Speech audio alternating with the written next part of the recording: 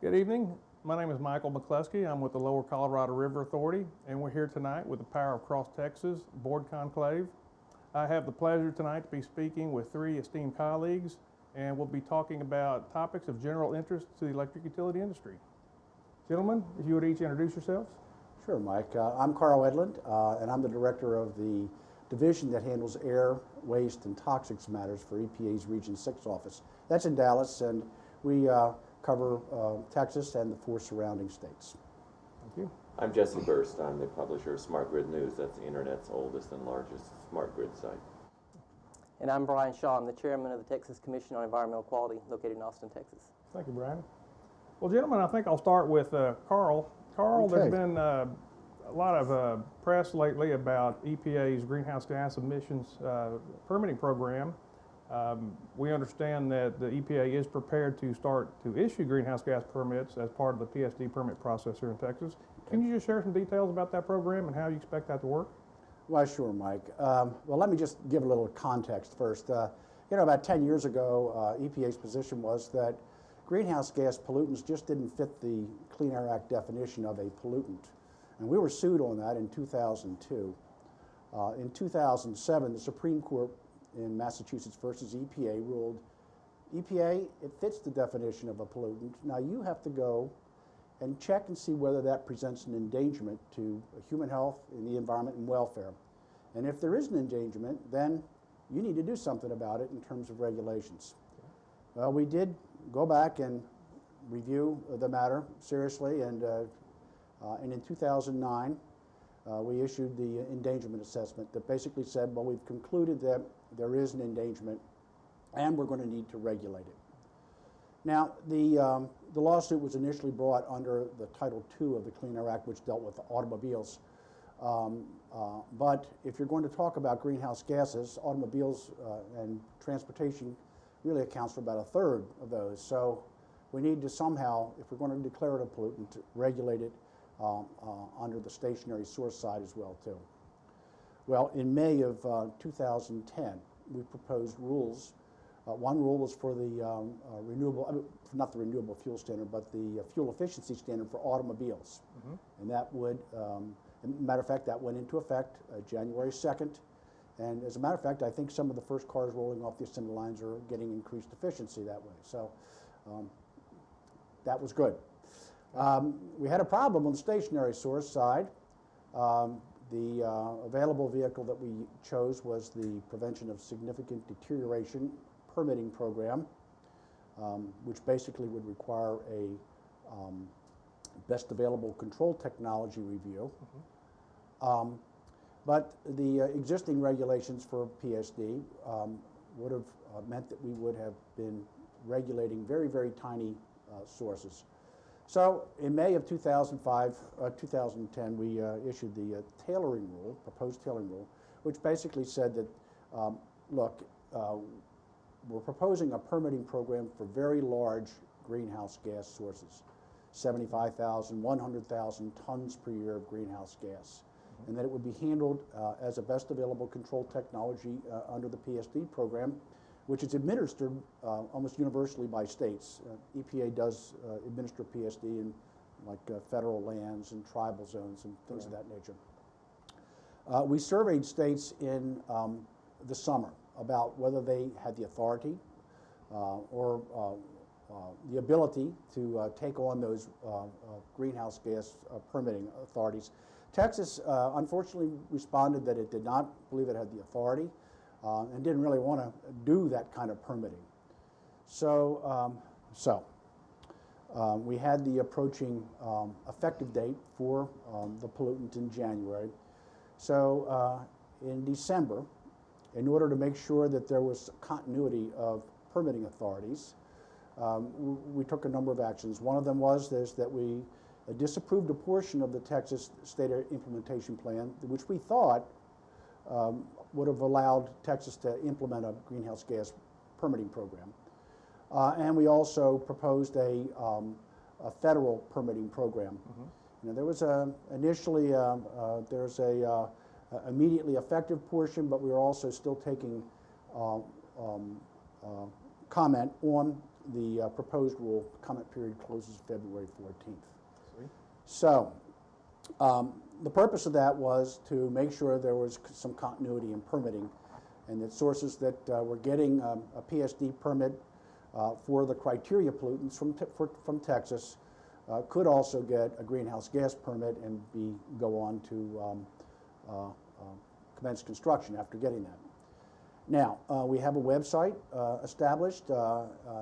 It's at www.epa.gov/region6, and you'll find it there. Okay. There isn't a form to fill out. There is a guideline attached there. And we're encouraging sources that are subject to the rule to, first of all, they need to be aware of it. And if there is, if the greenhouse gas rule is applicable to them, they ought to get in touch with us and submit an application, which would include an applicability determination, this best available control technology review. Because it's a federal permit, we also have to look at the National Historic Preservation Act and the Endangered Species Act, and that has to be addressed in the application. EPA will review that and propose a permit, take public comment, and issue it. Now, we're also reaching out to Texas, TCEQ, to make sure that we can coordinate as best we can while we're in this mode of having dual permitting. Sure. And frankly, the agency's desire is that the state be able to do that permitting, but since they can't, we'll try to work to ensure we can get there. Just as a quick follow-up, has EPA established a timeline for the permit review process, or do you have an idea approximately how long that review process would be between the time an applicant would submit their form and it would go through and be considered? We actually have not received an application, so you know, and if you're, I think we're. I can safely say no. I don't have a performance time frame yet. We intend to work 100% on permit applications that come in to get them through as quickly as possible. We have had permitting experience. We do it on federal lands. And you know, there is precedent to this. In 1980, EPA was issuing the PSD permits for a couple of years until Texas decided they wanted to combine that with their permitting program. So, but we don't have a specific time yet. Okay. Well, I guess we'll work that out then as the applications come in. Well, we really would like to talk with the applicants. We figure there may be 20 or 30 initial permits that we'll need to be looking at in this first stages of the program. Well, good. Well, thank you very much. Appreciate that. Thank you. Jesse, I'd like to ask you, when you look out over the landscape and you look at the power industry in general, and particularly from a consumer's perspective, what do you see being the new products and services that electric consumers are going to be demanding from their power suppliers over the next decade? I think that's one of the big surprises that's awaiting the electric power industry. For the past 100 years or so, we've had a very passive, disinterested consumer due to our regulated monopolies, but that's changing very rapidly. They have so much choice, so much control in other aspects of their lives. They're beginning to demand that same kind of choice and opportunity in the power sector. In many American families, this varies widely by climate and region, but in many American families, they spend about the same each year for transportation, telecommunications, and electricity. Now, in those first two, they have so much choice. You know, I can commute, I can take a Prius, I can take a bus, etc. And I can get cell phone plans. I have a blizzard of choices on the telecommunications side. But in electric power, in many states, you have one choice, take it or leave it. It's a one-size-fits-all. Now, Texas has a bit more choice, and I think they're pioneering that, but that's going to be spreading widely, I think, throughout the country. What we're going to see is a little bit like trying to predict the internet applications in the early days of the internet, but I think you'll see calling plans for electricity, so you can choose the amount of reliability and the type of power I think you're going to see the ability to choose the source of power. I think you're going to see a wide variety of energy services where companies, much like a home security monitoring system, a company will monitor you for a few dollars per month, will monitor and manage your energy for you as a service.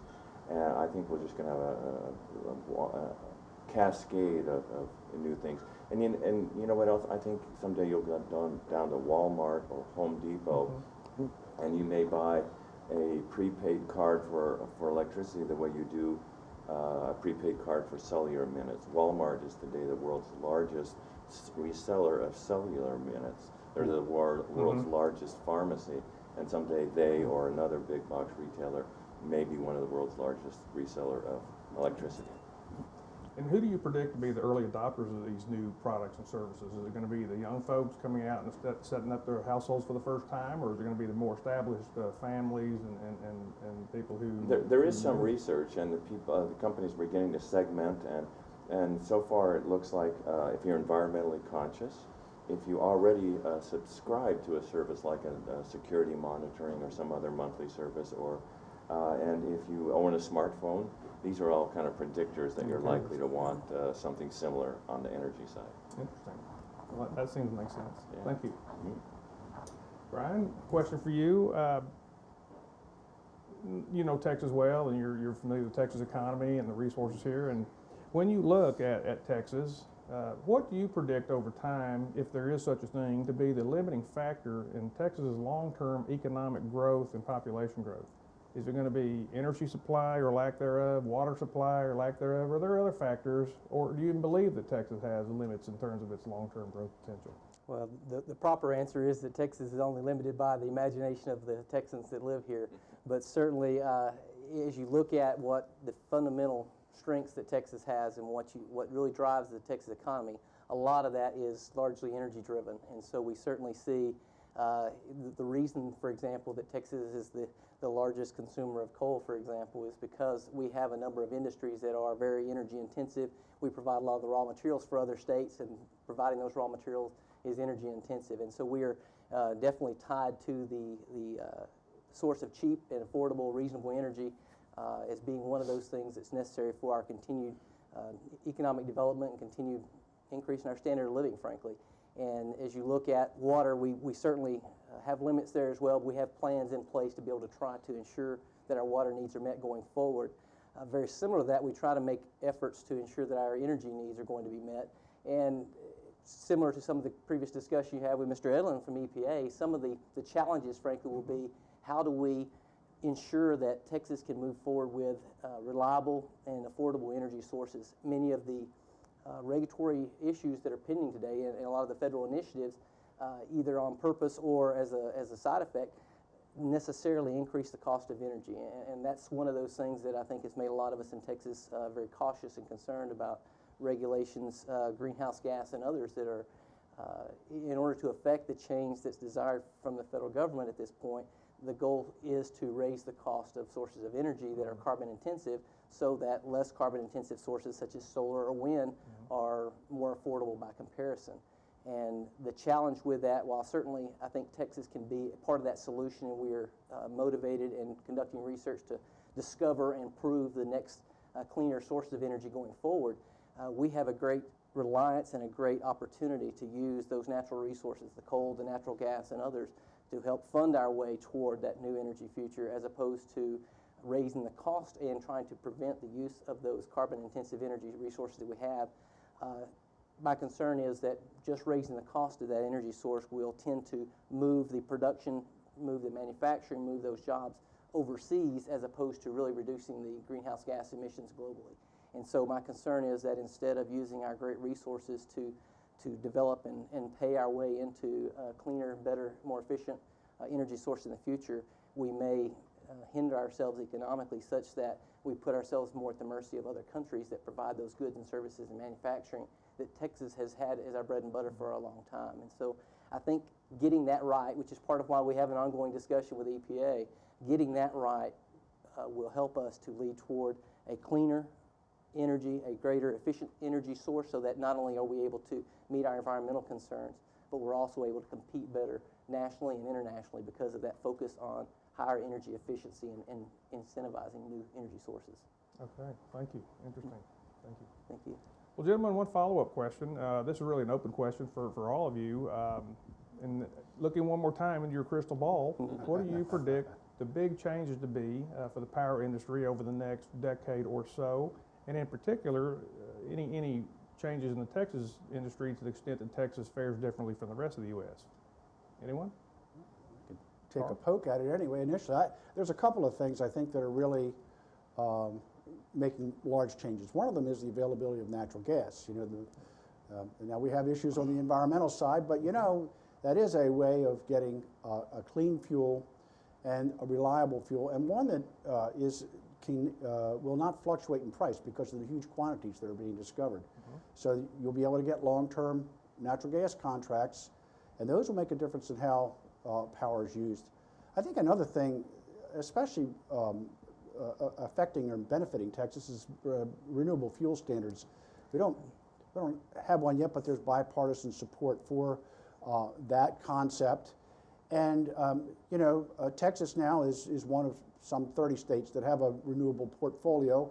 That kind of legislation would bring other states on board to also get more modern with their thinking that way, and would enable, for instance, even states that are outside the ERCOT grid, they'll be able to buy credits, renewable credits from ERCOT, and parts of Texas that are outside the ERCOT grid, the Panhandle, etc., with lots of wind, they'll be selling electricity to neighboring states, because we do have a lot of renewable possibilities in Texas. So I think those two things are going to make a lot of changes in the power industry in the next 10 years. And I'll agree that certainly the natural gas is going to play a large role in the decision making with future generation sources. For example, as you look at the stability that's offered with natural gas, my hope is that we will allow the markets to determine what the winners and losers are and what level of natural gas and other sources of electric generation exist, because I think that diverse portfolio provides us economic and power stability, which is useful. But certainly the continued development of wind energy is one of those resources that Texas is taking advantage of and doing well. I would also agree that renewables, from the standpoint of some of the biofuels, has great potential. I would probably take a little bit different approach to getting there, as opposed to mandating a renewable fuel standard. I would like to see incentives that would further the science, for example, behind cellulosic ethanol production, where we can use some of the marginal lands in Texas and other states, frankly, where we can produce in an environmentally friendly manner feedstocks that would then be converted into fuel sources without jeopardizing some of our feed sources that we've seen with some of the corn-based ethanol. So if we can, as we see advances in that technology, I think we'll see Texas being one of the key players that's well suited not only to produce energy from those sources, but also to produce the equipment and technology for making that a source of energy, because I think that can be exported nationally and internationally. Yeah. I don't know if I have a prediction, but I have a hope, and that is that Texas will continue to be a leader. You know, it has been such a pioneer in such important areas like integrating renewables at scale, renewing our transmission, using demand response as an important resource, and giving choice and introducing choice and competition into the marketplace for customers. And I think those are such important initiatives, not just, and have had benefits for Texas citizens, but also been important to the nation to sort of point a way forward. And I hope that they continue in that role, because we need that help. Good. Good. Well, gentlemen, is there anything else that we didn't talk about but should, or any final comments? We don't have time. There are so many issues going. It's an exciting time to be in the energy and environmental area. That's very never been true. a more exciting time. That's true. Yeah. Well, thank you very much for coming out and participating in this discussion tonight. I really appreciate your time. Pleasure. Thank you. Good night. All right. Okay. Nice. Very good.